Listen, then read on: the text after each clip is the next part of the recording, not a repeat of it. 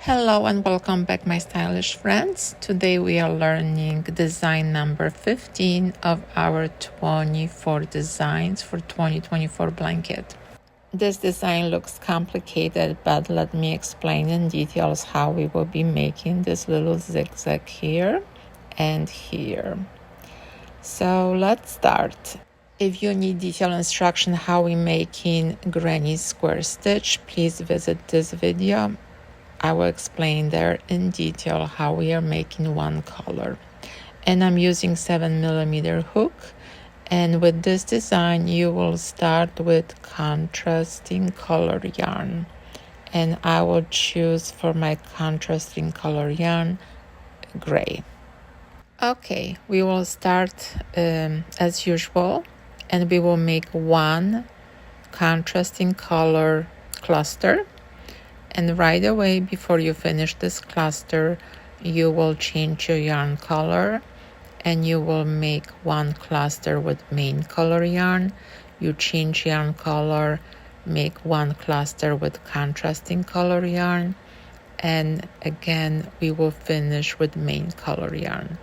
So at the end of round number 1, you should have 2 clusters of each color opposite of each other. And I believe you are already familiar with yarn color changes like this because we use the same round in many of other designs where we have to make 2 different clusters opposite of each other. But if you are new to this channel, welcome, and let me know if you have any questions. I will be happy to answer them and help you with this or any other projects.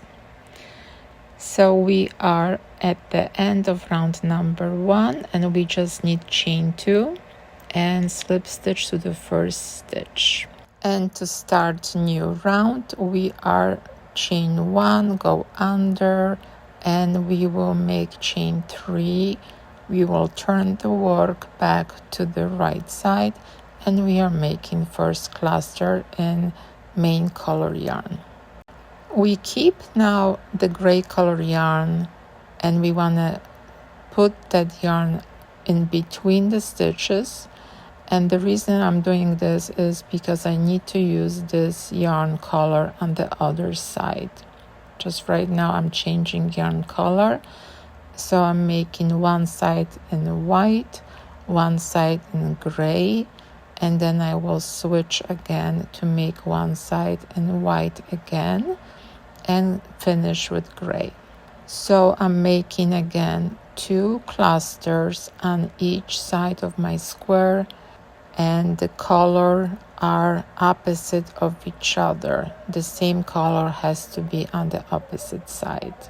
So this is very simple too, and again, if you need more details or if you struggle with this, let me know and I will answer all the questions. So let's finish this round, and please be sure when you're changing yarn color, make sure your yarn tension is looser than normally. The reason for it, because when you're changing yarn color too tight, your squares might not be the same size than the other designs. So let's start round number 3. We left the white color yarn and we start with gray color yarn. Now we will change yarn color, and in this time keep the new color yarn closer to the project. Make one cluster in main color yarn and change yarn color again. Now make one cluster in contrasting color yarn and then make the whole side of your square in main color yarn. So what do you think about this design so far? Is it easy for you, or it's a little bit tougher to remember where to place your stitches? Once you get to the corner, you will change yarn color again, just for one cluster. So once we make that cluster, again, always check your yarn tension. We will change yarn color and make just one white cluster, and we will change again for one gray cluster in the corner. Once we do that, the whole side needs to be white. We're mimicking the other side. So as you see, I have white, I need white on the top. And that's what I will do right now. I will make the whole side in main color yarn. And this is already our design number 15, so we are getting closer and closer to the end of our project. Okay, last 2 chains and slip stitch, and we are done with round number 3 and starting round number 4. We need to carry gray color yarn again, so we start with main color yarn, and then we want to go all the way to the other corner. So keep the stitches around the carrying yarn color. Once you complete this side of your square in main color yarn, you will change yarn color just for one cluster. You will make one cluster in contrasting color yarn. That's what I'm doing right now. And then you change yarn color again to main color yarn. And you will make 2 clusters in main color yarn and changing again on the corner to contrasting color yarn. And as always, don't forget about the yarn tension. It's very, very important. Okay, so we have 2 done. We need 2 more. Opposite sides will look the same. So once I change my yarn color to main color yarn, I will make the whole side of this square in main color yarn. And another reminder, please place your hook under the carry over yarn to hide that carry over color. And I have details in different videos how to make that. Alright, so we have 1 more cluster here in main color yarn. Then we will change yarn color again for 1 cluster. Then we will change yarn color again for 2 clusters.